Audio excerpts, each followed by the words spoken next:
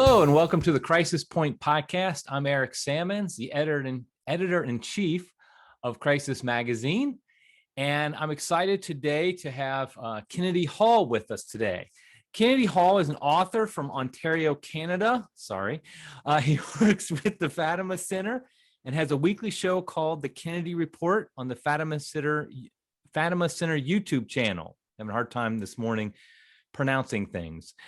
He has taught high school for years and has authored 2 books, Terror of Demons, Reclaiming Traditional Catholic Masculinity, and a fictional book called Family Be Damned. Both are available at kennedyhall.ca, and they're both very good books. I highly recommend them.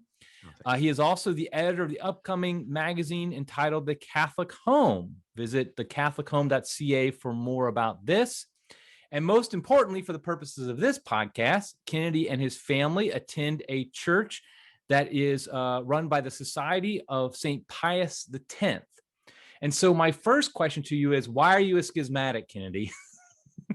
I'm so rad that I just wanted to trad myself out of the church, basically. Right.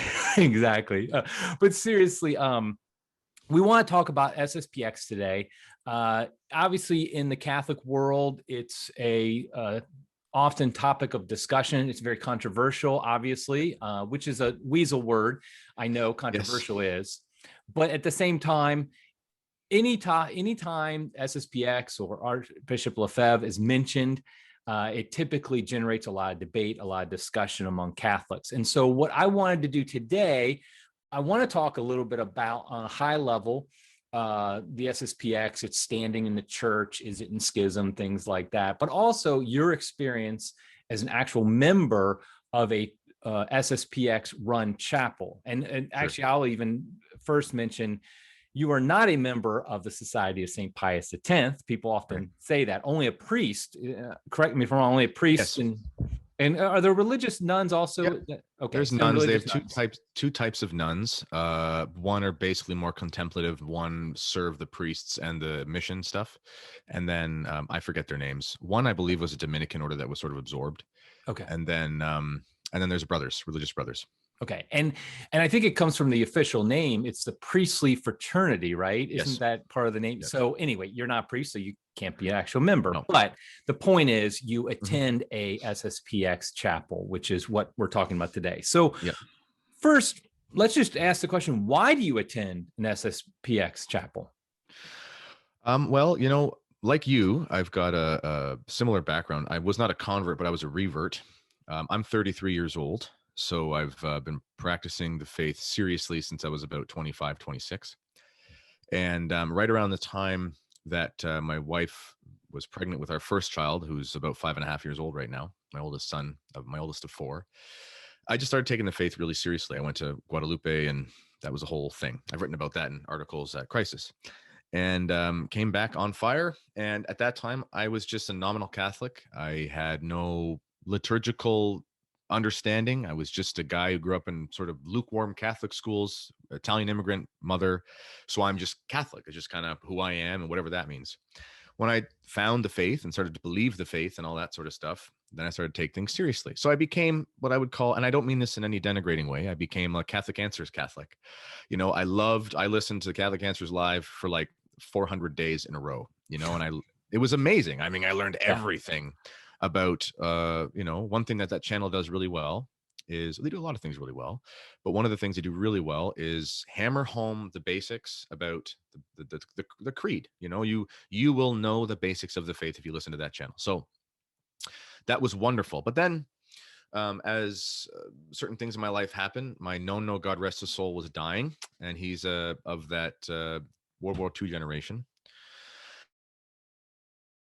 And I speak Italian. It's a very important part of my life. And as he was dying, I kind of had this idea that, okay, and I really started to look into how he grew up, and that became important to me. And then I started to realize kind of implicitly that I don't know if my Catholicism looks like his Catholicism looked, because he was about 40 something years old when the mass changed. And so just that made me look into other things. And I found Sensus Fidelium on YouTube, which is trad-pilled many a Catholics, I guess you could say, on the internet. And they're not even society priests, but they're just traditional priests. And I learned, I listened to Father Ripperger and all those guys, like for months, just like complete inundation of all these traditional sermons. And I realized, man, I want this, and I just want to go find this.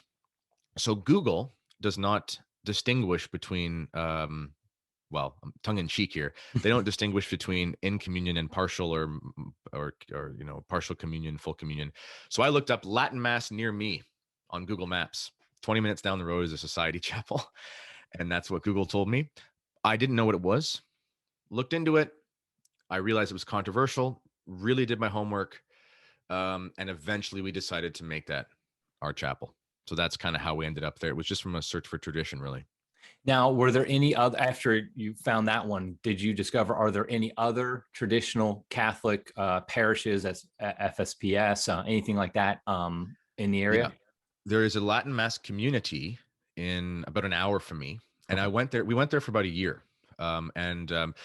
We have, maybe some people will watch this that are friends of mine. We have a lot of wonderful friends who worried about losing friends. When we went, we didn't want to go too trad. Because we have 4 small children, our families do not practice the faith. So our support network in this growing family is largely people from church, which is wonderful. And we didn't want to offend anybody, really. So we decided to make the longer drive to that Latin Mass community for about a year. But then my kids are getting older. I mean, they've grown so much in the last couple of years. I went from having 4 kids under 4 years old to now I've got kids who are talking and writing and stuff, and it's a quick transition. And I thought to myself, okay, we need, not that I'm not grateful that there was a Mass every Sunday at 3 p.m. every Sunday. You could go to Mass an hour away from my house. And if that was all we had, I would be still going there. But I wanted a real parish life for my family. The chapel near us is Mass. I mean, when we're not under lockdown persecution, it's Mass every day. It's 2 to 3 Masses every Sunday, high Masses, low Masses, feast days, catechism, youth group. They have a school. I mean, it's kind of like St. Mary's, Kansas, but in Canada. Weirdly enough, I've kind of hit the jackpot in that sense. So to go there. Providentially, that Latin Mass community, and they've basically been suppressed since the Corona, since the lockdowns, which seems like what's happening in a lot of places. So for us, I mean, it was the right move. Now, I know a lot of people, and I think I would probably include myself in this group, would still be hesitant to go to an SSPX parish because of what you kind of jokingly referred to before, the whole issue of, is the SSPX in communion with the Catholic Church? Is it in partial communion? Is it in is it partially pregnant, for example, or something?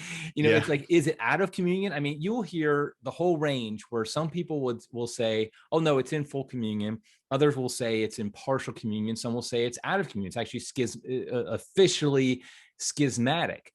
And so how do you overcome that? Because I would think, at least in my mind, that would really play on the back of my mind. Like, okay, if I'm going to play it safe, maybe I'll go to the 3 o'clock once a week. I get your point about like one's got parish life and one just doesn't really, not that your family can really enter into, but yet still in the back of your mind, does it ever crop up like, okay, how do you resolve, I guess, in your own mind of, the communion question?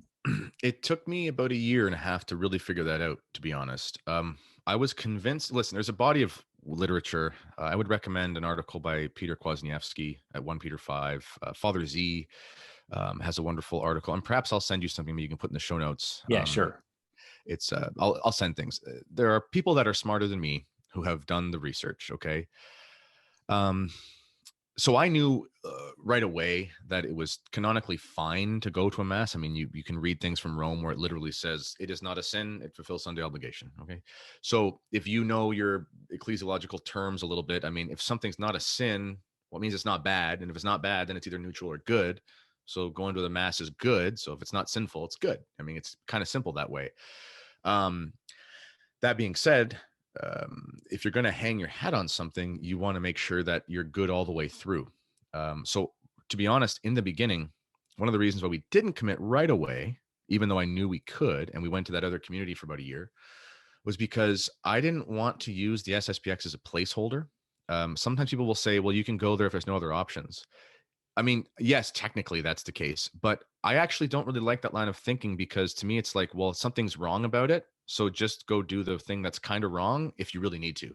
I know that's not what it means as far as the validity of sacraments, but for me, as trying to make a parish for my family, I was like, no, I'm only going to go if it's good all the way through, if I can justify that to myself. So basically, I just did a lot of research, and I ended up reading this biography, and this is Marcel Lefebvre's biography.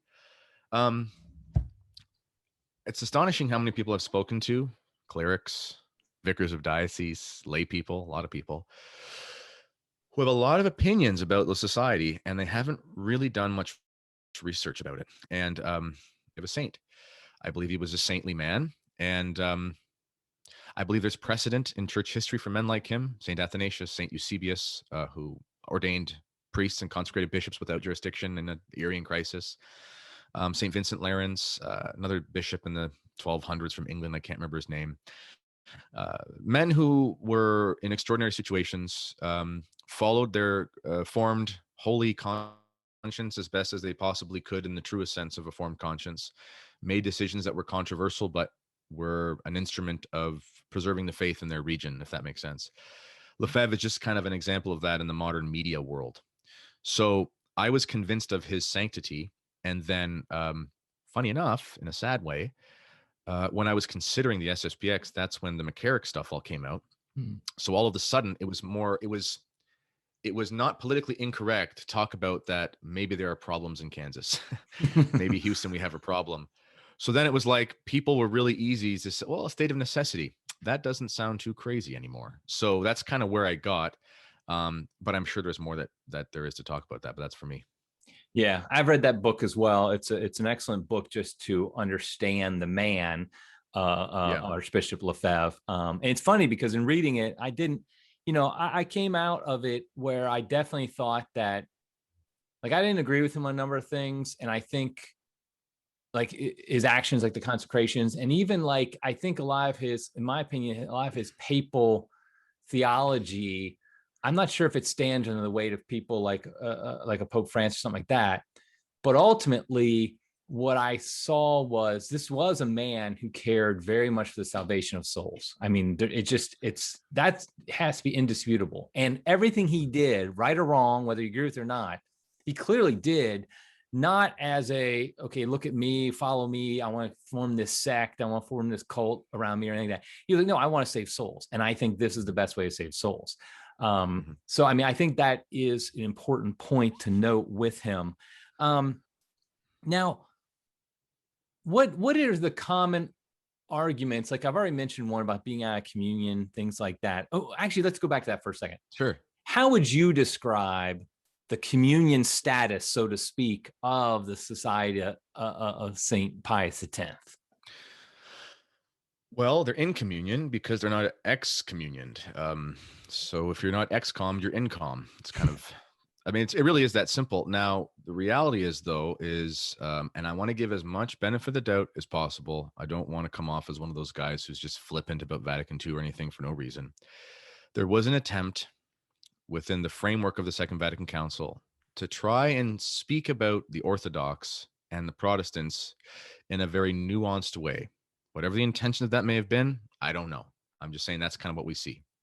So it is a mystery in some ways when you talk about the Orthodox, because, and you and I actually, I know we've talked about it a little bit. I'm in agreement with you on the Orthodox. I'm kind of softer on them than a lot of traditional Catholics, ironically, from one of the things that my SSPX pastor told me. But Soloviev, the Russian author, he talks about this. Basically, if you have valid sacraments and you believe the dogmas and you don't willingly disagree or separate yourself from something that is a saving truth, whether you're in or out is kind of going to be an individual judgment. And that's not something that I can know and impute on you.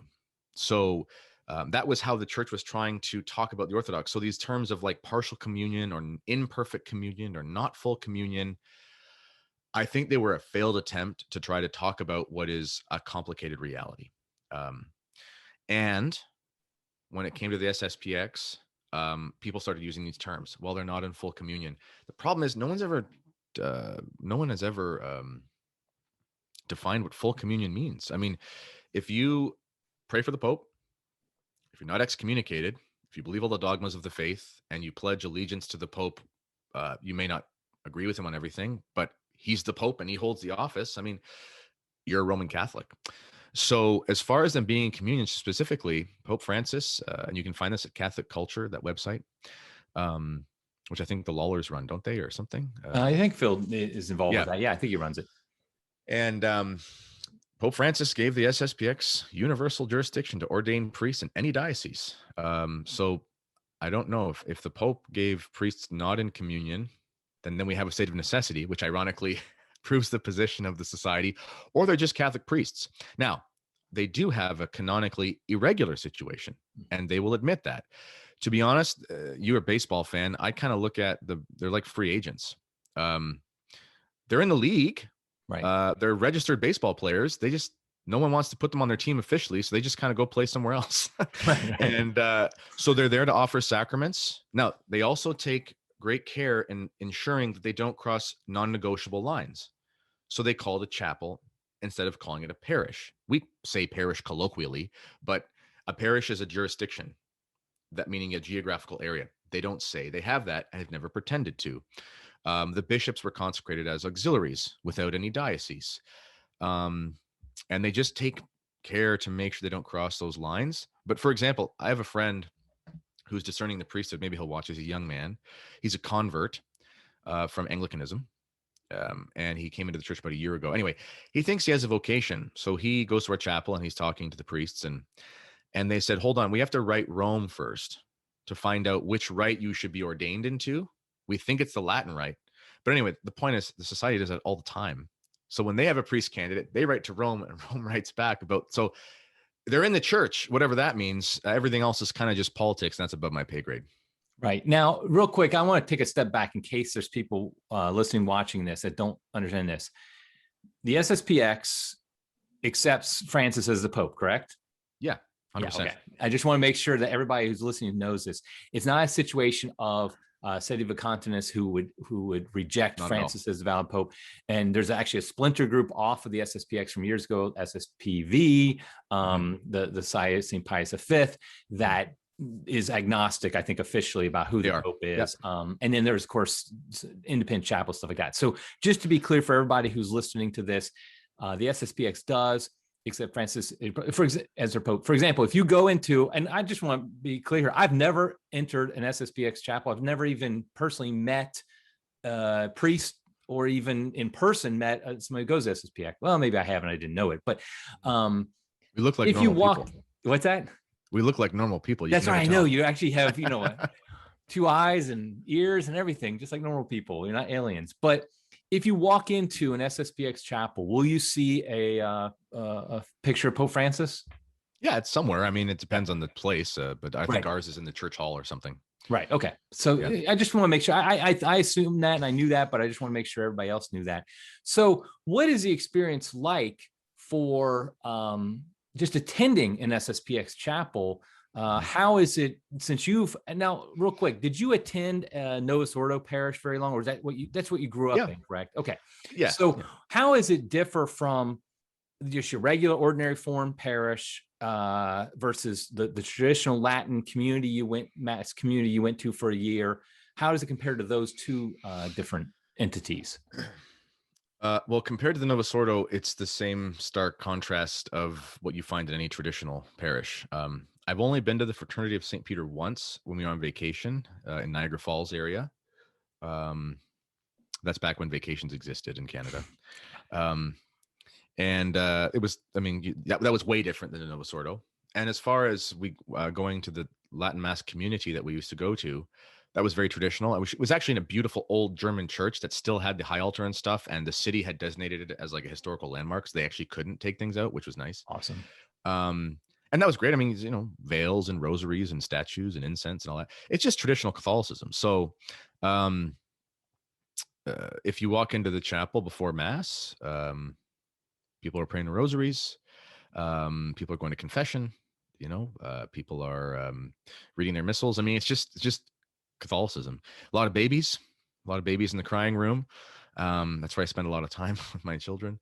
And And then as far as parish life, it's a full-fledged everything. So, catechism, Eucharistic crusade, which was I think Fulton Sheen started that. I'm not sure. Where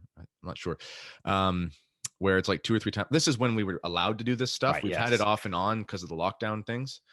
But, like catechism for kids, catechism for adults, doctrinal classes for adults on the weekdays. There's a class called The Pope Speaks, where basically they go over encyclicals of the popes, usually an older one, like a sort of really great encyclical, but just about kind of kingship of Christ and things. And that's it. It's just Catholicism.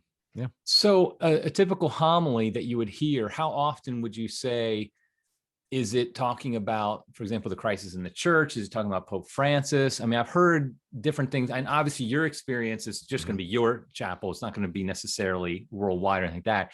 But how often do they talk about like the situation in the SSPX? I mean, is that brought up in homilies and the relationship with Pope Francis and things like that?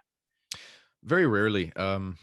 Actually, the homily, but it was like a fire-breathing homily, problems in the church, and it was really strong. I was actually like, "Well, I hope your bishop doesn't hear this." Although the bishop in that diocese is pretty good, hence why he invites the fraternity in. But no, I mean, I've only heard our priests talk about, and we've had, since I've been there, 3 priests on average always there, and then a visiting priest. So I've heard 7 or 8 different priests preach at our chapel, and I've only ever heard them talk about the Pope in like a hypothetical sense. So just kind of making an example about the magisterium or something. And then when we one of the Petrine feast days, because our chapel's called St. Peter, and we're so schismatic that we even have pictures of the keys of Peter over top, so that anyway. But on that day, they actually found a quote from Pope Francis they thought was pretty good and used it to preach about, and then said we should pray for the Holy Father because we would like him to add a little more oomph to it and be more clear. It was quite charitable. I mean, that's kind of in a way, like the stuff that a lot of traditionalists are going through now. These old war dogs in the SSPX, they went through those in like the 70s, 80s, and 90s, and they all have, we kind of joke, they'll say they have PVSD, post-Vatican II stress disorder. Like they've almost got like a PTSD of they've been through the ringer for so long that they're just almost post-church politics. It's like, I'm just trying to be Catholic. I'm just trying to get my kids to heaven. And Rome has its problems. I'm just going to pray my rosary and live in a state of grace. And that's kind of the mentality of most people. Parishioners will be like anywhere else. I used to, at the one Latin Mass community, there was some interesting people there because going to the traditional Mass is countercultural.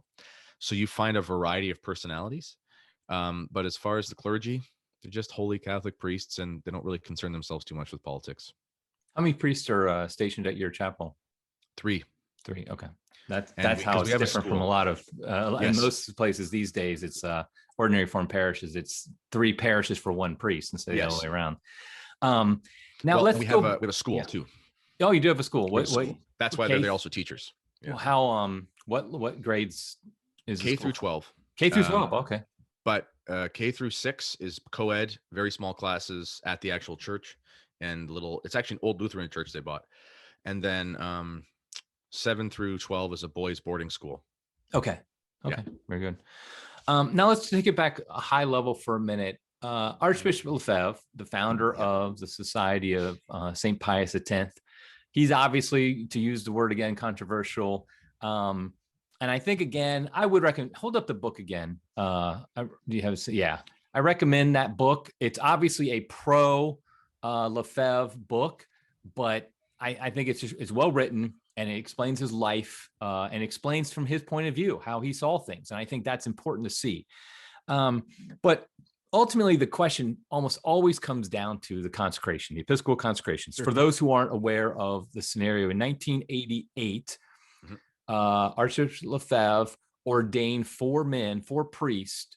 He didn't ordain, sorry. He consecrated 4 men to the episcopacy. He made them bishops, in other words. And this was done in violation, I don't know what the word would be, but against the express wishes of John Paul II. John Paul II, Lefebvre for years had worked with the Vatican trying to get approval for this. He worked actually directly with Cardinal Ratzinger, the head of the Congregation for Doctrine and Faith time, obviously later become Pope Benedict XVI. And as I understand it, and if I get any of these details wrong, we'll talk about what it means in a second, but if I get any details wrong, let me know. My understanding is that the Vatican was saying, yes, we're going to allow it at some point soon. And eventually, Archbishop Lefebvre, reaching an older age, I think he felt that he needed this to continue the society. He felt the society was still needed and to continue it. And so he went ahead and did it. And after doing it, now here's where things I know get controversial. John Paul II excommunicated. I mean, he declared, Lefebvre and the 4 men who were consecrated bishops. And that essentially gives the, and Archbishop Lefebvre died, I think 4 years later, I think in 1992. Yeah, 4 years later. And he had not been officially reconciled to the church. Now, years later, Pope Benedict did lift the excommunications of the 4 men. So in the eyes of the Catholic Church in a general sense, and most Catholics would say, Archbishop Lefebvre died an excommunicant. So now that I've explained kind of how it, the details of what happened, how would you as an SSPX going person kind of defend his actions, but also explain why? I think some SSPX, I think you say he's not really technically excommunicated, but anyway, explain all that and how you view it. Sure. I want to make sure I get all the details correct. Yeah, please do. Okay. So essentially, Lefebvre started the society in a totally legit manner, all the channels, signed off on all these things in the diocese that he started in. Eventually, the controversy came up that he wouldn't say the new Mass. Contrary to what people believe, he actually wasn't against liturgical reform. He said the so-called Vatican II Mass for a little while, where he would face the people at certain prayers instead, say certain things in the vernacular, and take out certain prayers. That was sort of the recommendations that was kind of going around in the French circles. But when the new Mass was officially put in, he was, like with Cardinal Ottaviani and various people, just very worried about the Protestant spirit. And 50 years later, we kind of see what we see, and the writings on the wall about how that worked out. Now, found himself in some controversy because actually, you have to go back even further. The first controversy arose in the mid-1970s when basically his term with this new Society of Apostolic Life, which is the Society of St. Paul, that's their official sort of canonical term. Basically, they were told you can't continue because you're not going to accept the new Mass. Problem is, the church operates on a legal structure. We have a juridical process. So it's not enough to just declare something. I mean, there's this big controversy going on in the United States with a man who was just found guilty of murder and things. We don't need to get into that. But the point is, you can say things, and you can say it from the highest courts in the land, but you still have to follow the juridical process. You still have to have a trial. That's what it means to have a juridical process. That just never took place with Lefebvre. And Cardinal Vilo was a man who turned out to be one of those kind of bad actors, unfortunately, suspect around the death of John Paul I, etc. He basically told the congregation in charge of hearing these things just not to hear it, and Lefebvre was left in a legal limbo. So they just carried on.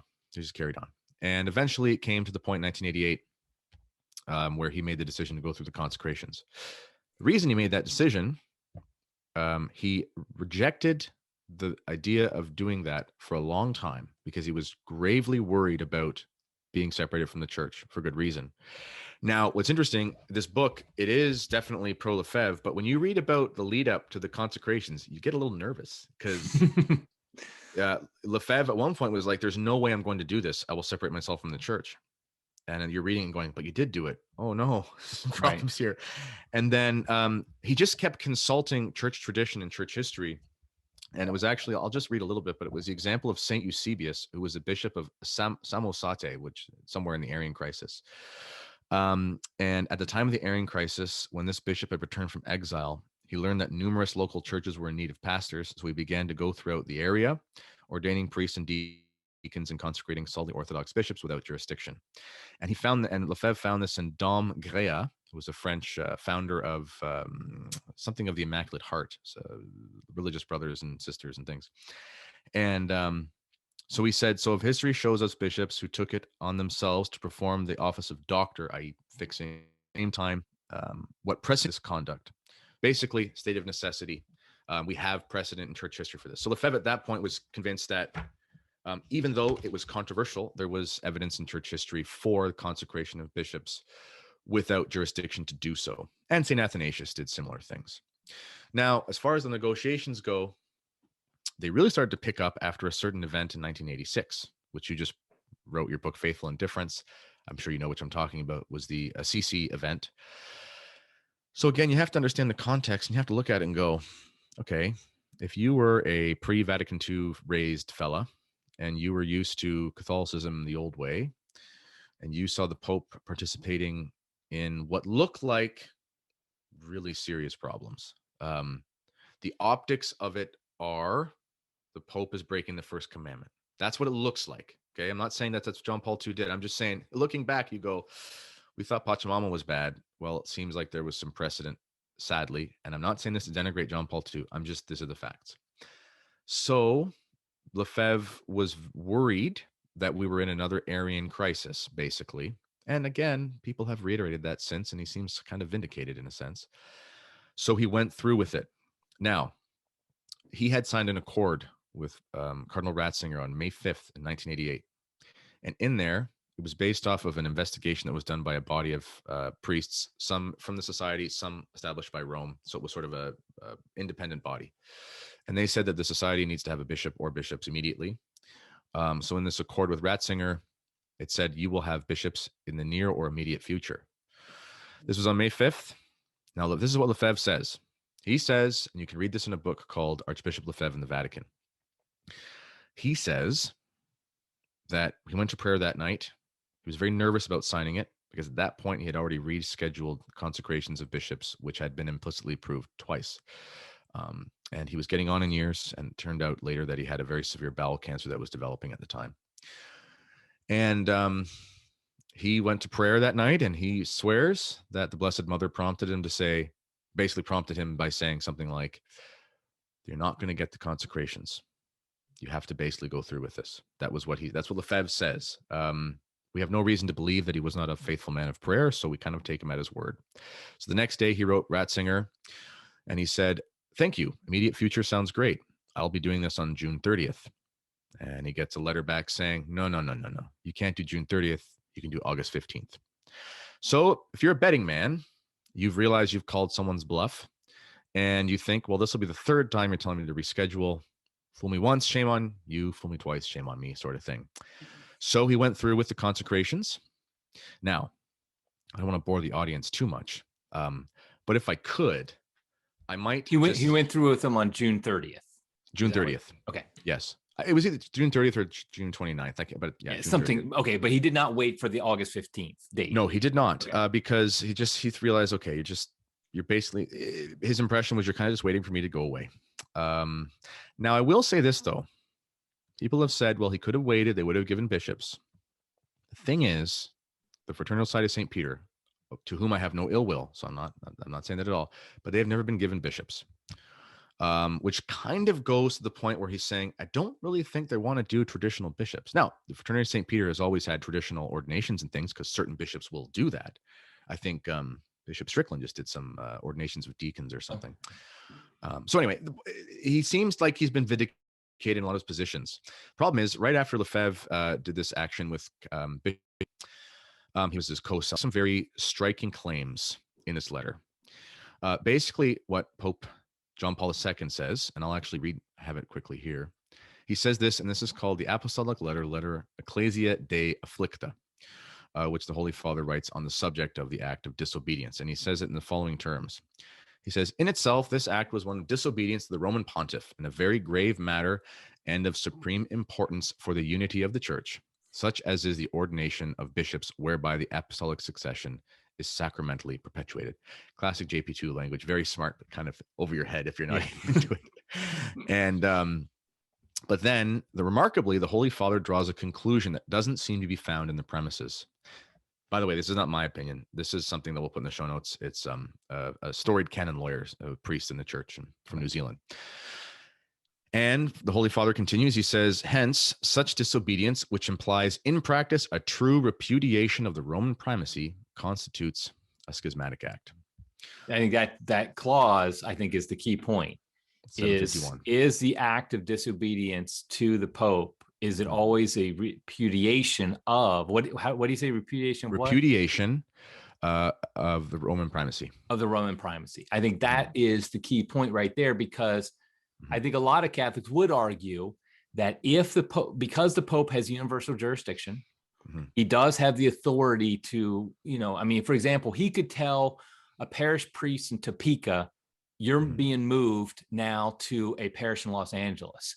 And that priest, and he's the only one in the church who could do that, because a bishop only has authority in his diocese. And a cardinal doesn't have that type of authority either.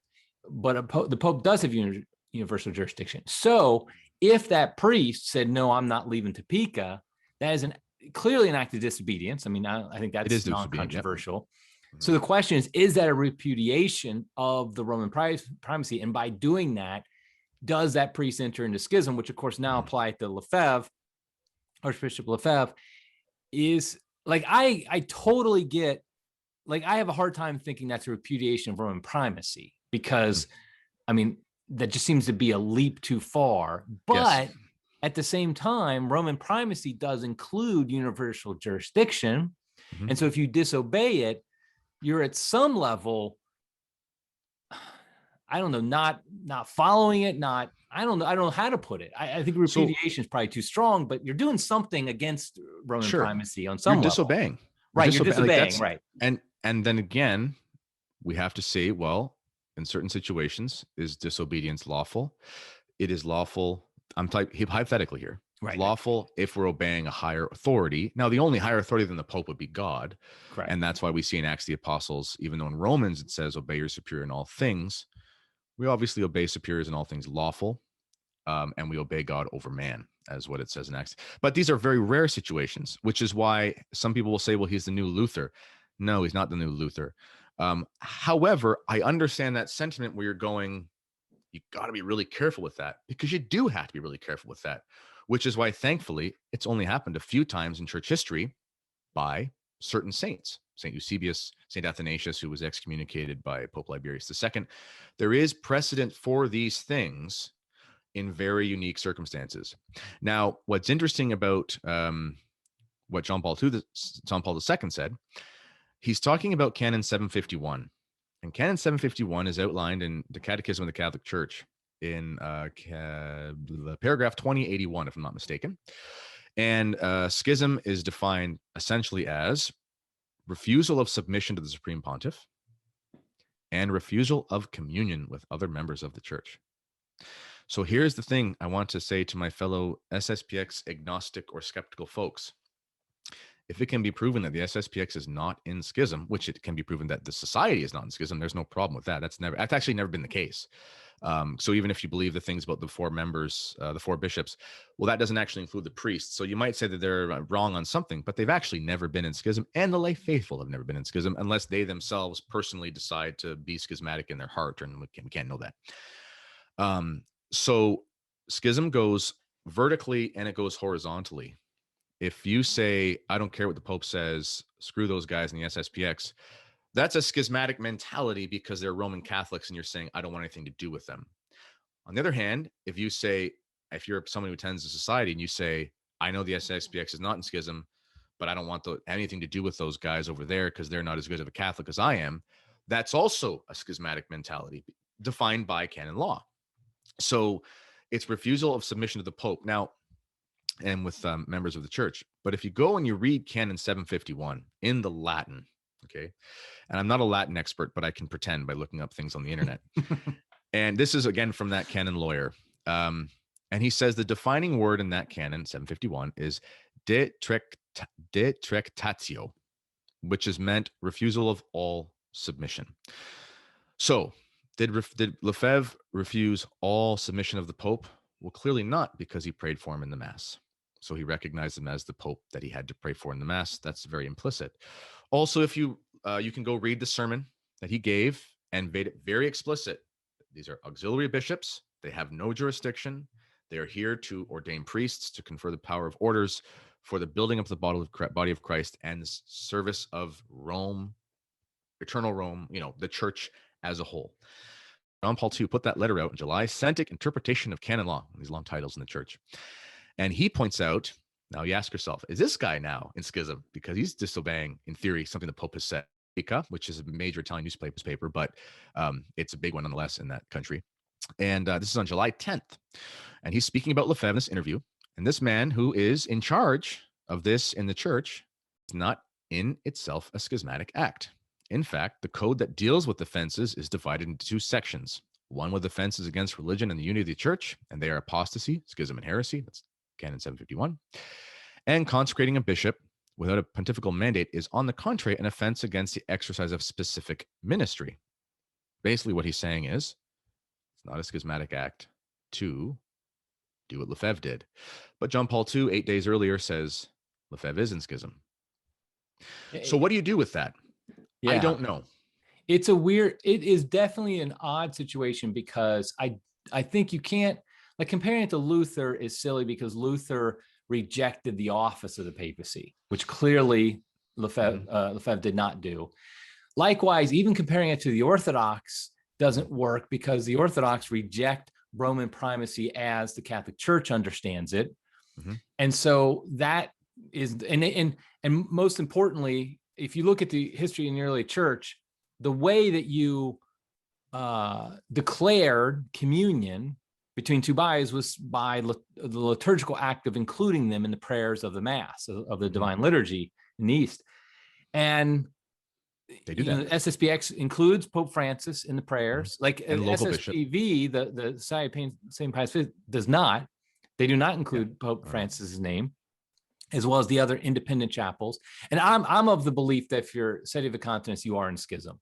I mean, I know that's, I would also add, I know they're, just in fairness, there are some, I've never been to one, but there are some independent chapels where if you go to their website, they say, we are not Sedes, we pray for Pope Francis. So I don't know what that means, but some of them are different. Yeah, I don't want to lump everybody. And I don't want to get in the whole Sede argument here.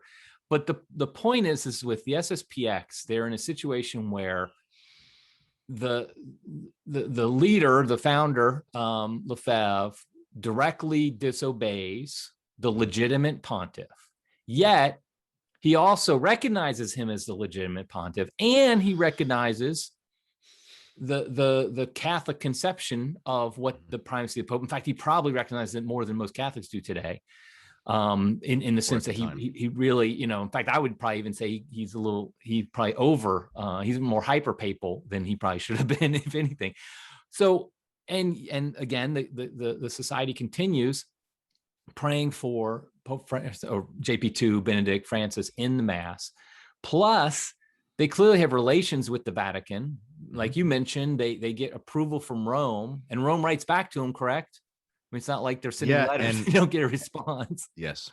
And Bishop Lefebvre is on the, well, he was, I don't know if he still is, but he was on the appellate court of the Roman Rota for disciplinary things. So they actually recognize his authority. They recognize his authority as a bishop over priests. And I will add something too, as well. You see, there's so much with this that's misinformation, which again, Lefebvre is either correct or he's incorrect. I believe he's correct, but if he's correct, it's because we're in a situation of crisis that warrants extraordinary action, as we've seen with certain prelates of the church in history. And that can really only be judged by history. You can look back. I mean, there were probably people at the time who were saying St. Athanasius was a schismatic. There were probably people at the time that were saying St. Joan of Arc was schismatic for not obeying her local ordinary and repudiating these things can only be judged by history. So as far as Lefebvre goes, the two of the canons that they threw at him were Canon 1364, which says an apostate from the faith, a heretic or a schismatic, incurs a penalty of latae sententia excommunication, which basically means that he separates himself from the church by the act itself. Well, again, he's not an apostate, definitely. He's definitely not a heretic. So he has to be a schismatic, but he doesn't fit the definition of schism. So therefore, Canon 1364 can't really apply. And this has been acknowledged by many people since then. And again, this is just one of those things that was declared. It's like, we declare. Well, that's great. You sound like that old Bugs Bunny. I do declare. that's great, but you have to prove it in like that court. Office scene where Michael says, I Yes. declare bankruptcy. I declare bankruptcy. Yeah. But you have to, there's still a court. That's, people don't realize. I mean, this is the rule of law that we have in our society mimics what we learn from the church and from Roman society. You have to go through the process. The process never happened. Now, they also threw Canon 1382 at him, and this is the most nerve-wracking one. It really is.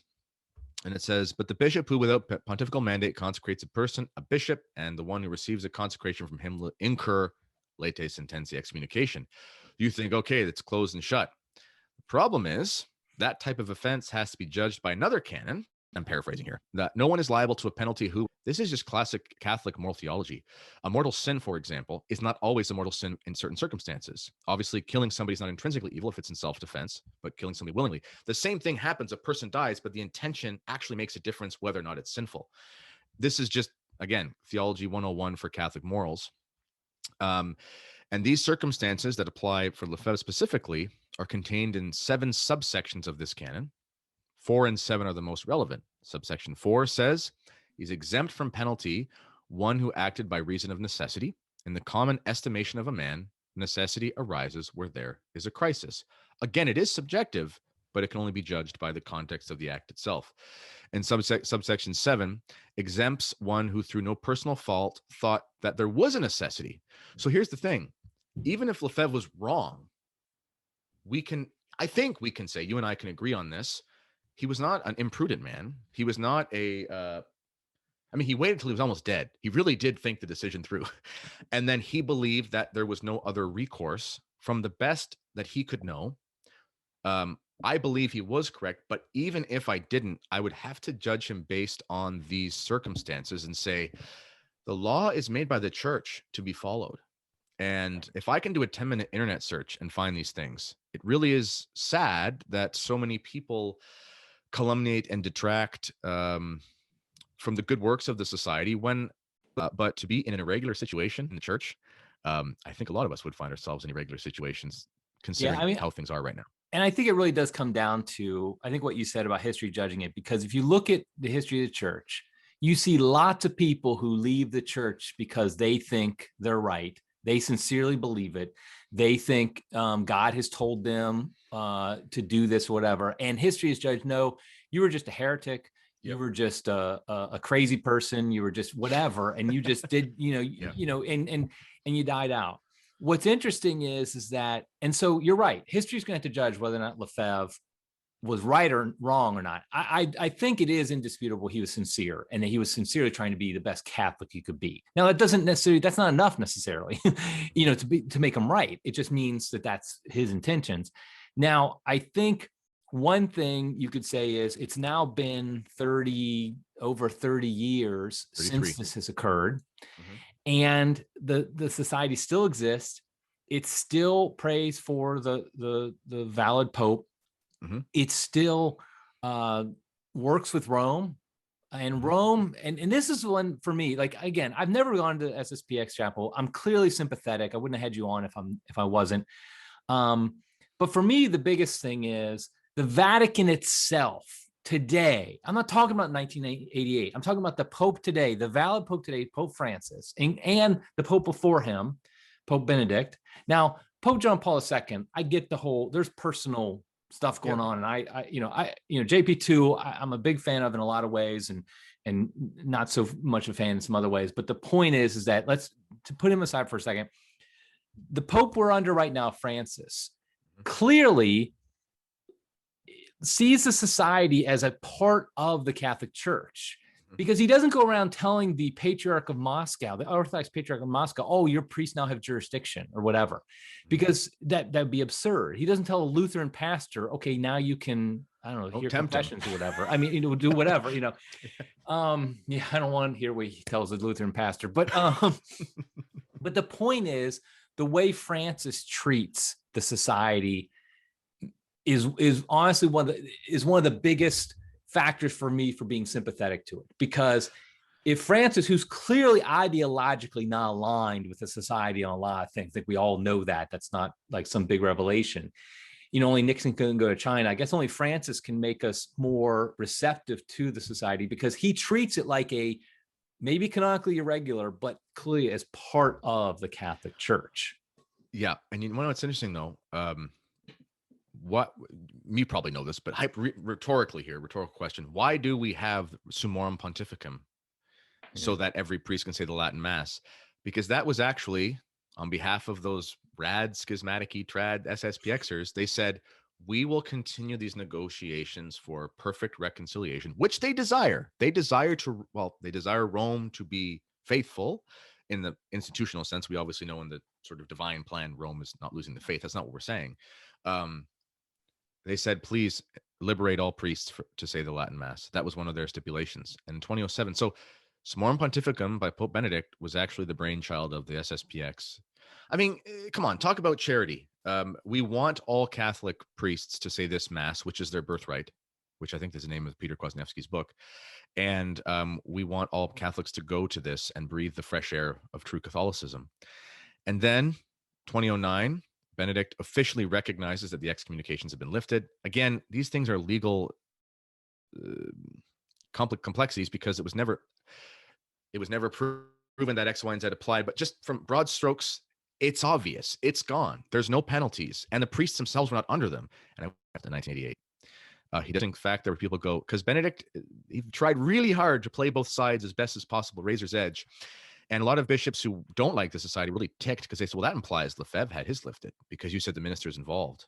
And that includes Lefebvre. Anyway, so at this point, I had a conversation. I've had many conversations with clerics who have had very strange positions about the SSPX. And I sat with one who did not like the fact that I was going to the society, even though he himself was a traditional, well, he's not a traditional priest, but says it's traditional Mass. And I showed him documents on my phone. I said, here, this is from Rome, X, Y, and Z. This is not a problem. And he said to me, well, that is not the position of our diocese. And I'm thinking, well, isn't that hilarious? I'm apparently the disobedient one. And I'm saying, I'm trying to do what the Pope said. And you're saying, well, I don't care what the Pope said. I care what the bishop said. Sounds like a national church to me. And so at this point, if whatever you think about Lefebvre, I have my thoughts. I will say this though, even if you don't think he's a saint and was correct, you've said it perfectly.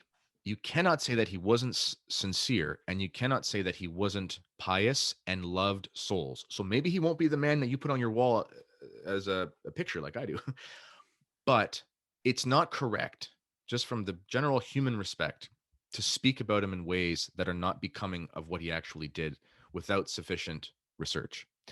So I think that's something, again, if you want communion to be easily understood, if you want to have better relations with your fellow Catholics, then you got to look at that definition of schism all the way through, which includes the vertical, which you cannot apply to the SSPX. We've gone through that, but it does include the horizontal, which, if we're honest with ourselves, if we're saying the SSPX parishioners can go pound salt, you might be ignorant about it. And that's one thing. But if you're not, then you yourself are, and I'm not blaming anyone, but you yourself may be exhibiting the characteristics that you find reprehensible in the society, but it might actually be projection. So that's something we all have to consider when talking about this. Right? Okay, I think we're going to wrap it up here. I think one conclusion is, I think clearly church history is messy. Yes. There's lots of cases of things that aren't as clear cut as we want them to be. I mean, obviously, something like St. Joan of Arc dies, excommunicates. St. Athanasius lived in a time of just, I mean, I can't even imagine trying to figure, if some canon lawyer tried to figure things out those days, what they would have done. Their head would have exploded. And so there's a lot of messy things. And the fact is that the relationship of the society and the Catholic Church broadly, we'll say the Vatican, has been messy at times. But I think, at least my takeaway from it is that the Vatican treats today, in 2021, the Vatican treats the society as part of the church with some canonical issues, yes. And so that's why I feel like Catholics should do that, because obviously Francis, who, like I said, isn't ideologically aligned with the society and a lot of things, yet treats them as part of his church, as the Pope, then I think we should do the same. Is there any final thoughts you kind of wanted to leave us with, Kennedy, before we go about all this? Sure. I just want to tell a quick 2-minute heartwarming story. Oh, great. During the lockdown, we had no sacraments around here. The bishops around here essentially forbade even confessions. My brother-in-law, and he gave me permission to tell the story. I love this young man to pieces, and he lived away from God for many years in sin, as we all do at some point. And he had his particular sins, which are his, and we don't need to reveal them, but we were worried about him for a long time. During the lockdown last year, that first 2 weeks, he was in a rough place and had a major conversion by spending time with my wife and my children and I. We were praying a rosary novena, and it's sort of his Catholic sense from his baptism kicked in. And he basically made the decision that, oh my, I need to give my life to God. And he texted us and he said, how do I go to confession? What do I do? Well, if it was not for the Society of St. Pius X, I don't know what would have happened. But that day, I was able to pick him up, drive an hour to pick him up, and bring him to confession very quickly. And he spent a half an hour in confession and an hour in spiritual direction and what to do. Lost in a culture to being someone who prays the rosary, attends confession, and loves the Lord with all his heart, and wears a scapular, thank God. And it was the priests of the Society of St. Pius X who decided to obey God over the government and make sure that one more soul would escape the fires of hell. That's beautiful.